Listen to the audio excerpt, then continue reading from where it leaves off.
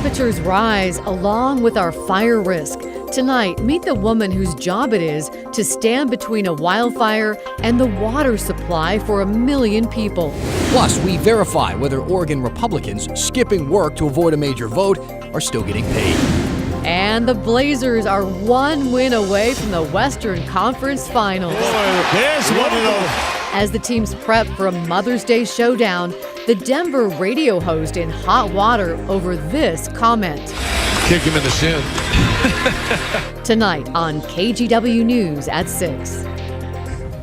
First at 6, a major change at Portland State University. And it all has to do with this man.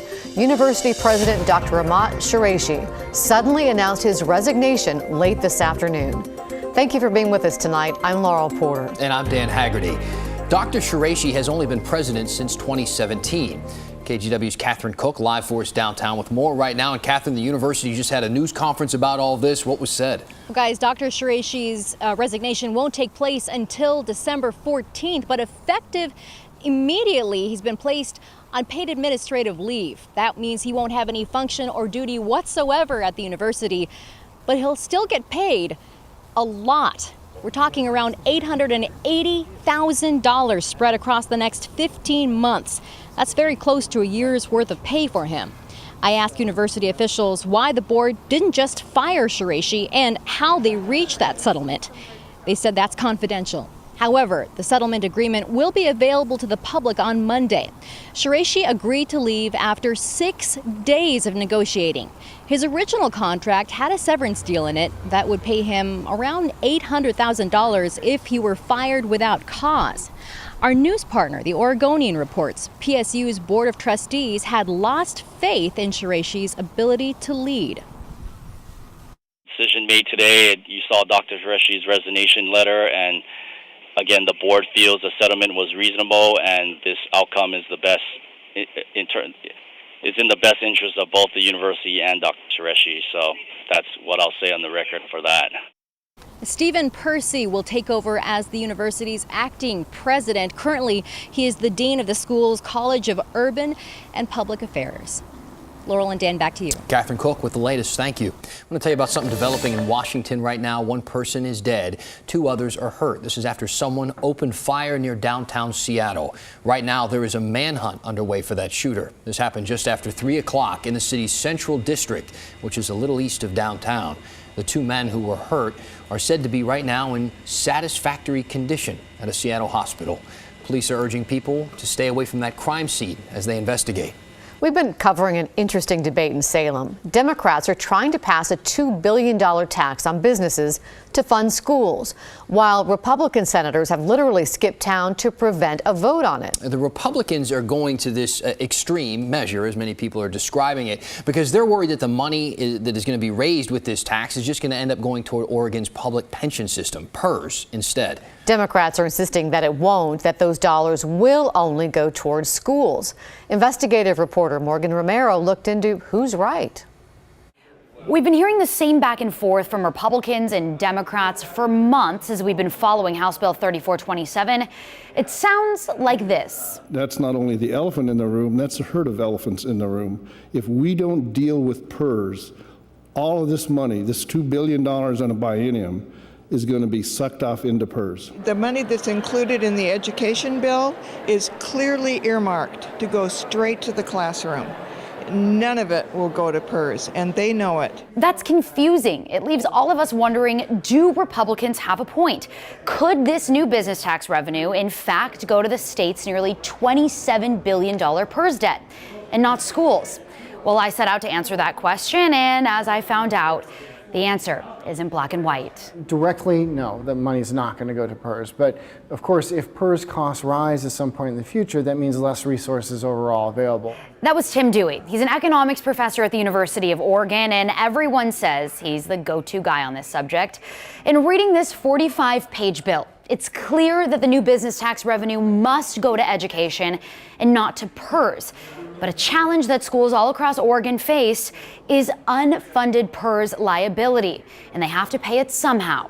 Education funding and pension debt are intertwined. So I don't think you can draw these fine distinctions between this is new money only for new programs and it will not be impacted by these other costs. You see, the problem is the new money is going into a system with holes.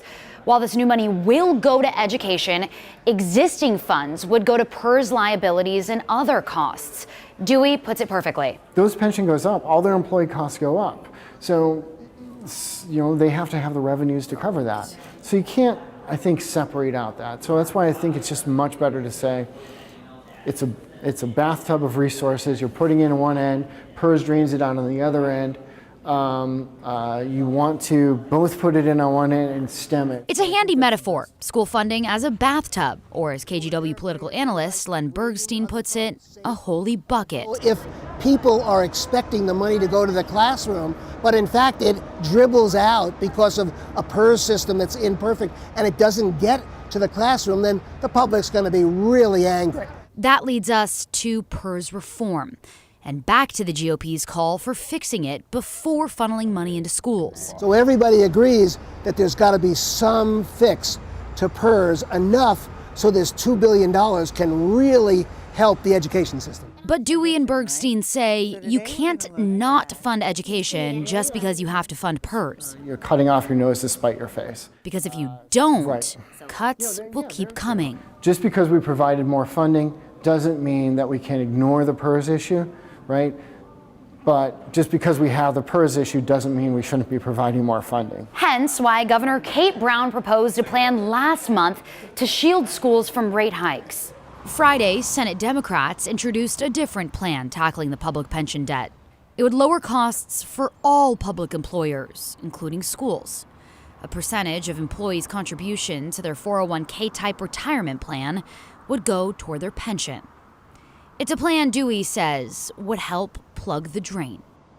That was our Morgan Romero reporting. As you can tell, it's a complicated issue. To read up on it at your own pace, check out our story on KGW.com. So we actually wanted to know during all of this whether those lawmakers who haven't shown up for work for 4 days now, are they still getting paid for the work they're not doing? KGW's Kylie Bosch's here to verify that. Kyle? The short answer, they are getting paid. It's not much, though. Oregon lawmakers are paid $142 for every day the legislature is in session. It's called a per diem.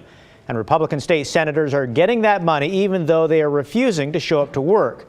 To be fair, though, their claim is not showing up is working because they're preventing a quorum on the Senate floor, which is required to vote on this billion-a-year business tax bill, which they disagree with.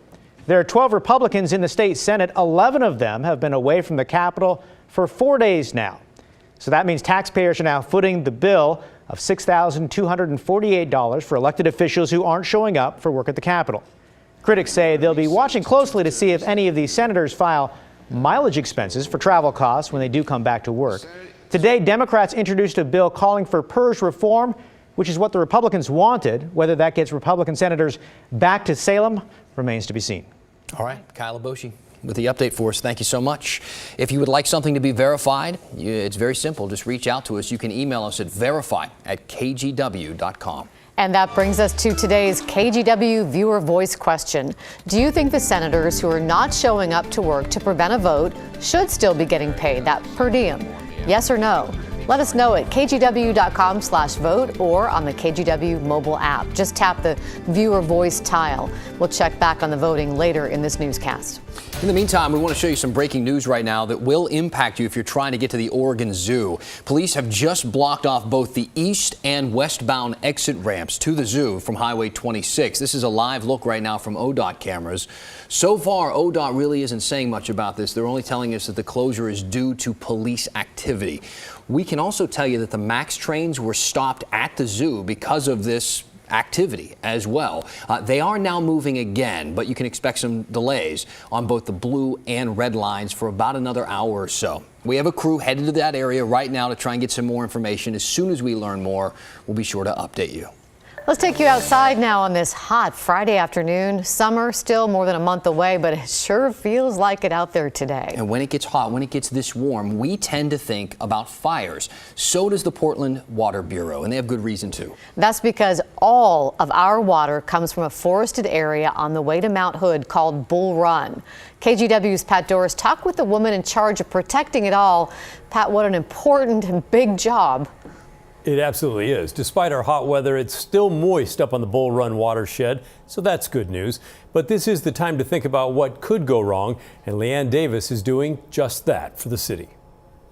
This entire area shown in this big bold green outline here is the Bull Run Watershed Management Unit. This is a map Leanne Davis knows well. As the Watershed Protection Manager, she studied every inch of Bull Run, making sure nothing is missing when it comes to fire planning. And she has good news. Well, I think the first thing to point out is that the Bull Run is a temperate rainforest. It gets a lot of rain. It's a lot wetter place than Portland, so almost 3 to 4 times as much precip. Bull Run is on the backside of the Columbia Gorge on the way to Mount Hood, roughly south of Bridal Veil. It typically does not dry out until at least early July. And the last big fire here was way back in 1873. Fire is a very infrequent visitor to our forests in the Bull Run. That said, when places like the Bull Run tend to burn, we know from historical records that they tend to be kind of big and hot fires. Still, there is a lot at stake. And 2 summers ago, the Eagle Creek fire started burning towards Bull Run's watershed. Thankfully, it stopped at the outer boundary, well short of the water supply. This is the primary water supply for the city of Portland and our wholesale customers. So we provide water to almost 1 million people in Oregon. And with fire season less than 2 months away, the city is talking with the state and the Forest Service to make sure everyone knows how to get in and fight fire at Bull Run if needed. There will also be round-the-clock fire lookouts at Hickman Butte, one of the highest points in the area. And security guards will drive the perimeter, making sure the massive area stays closed to the public, all in an effort to keep fire out if possible. But definitely with climate change and longer fire seasons, hotter, drier summers, the fire risk increases a little bit over time. All logging was stopped in the watershed back in 1993. That's another reason the city says there are few fires in that forest. Back to you. Fascinating story. Thank you, Pat. Appreciate it.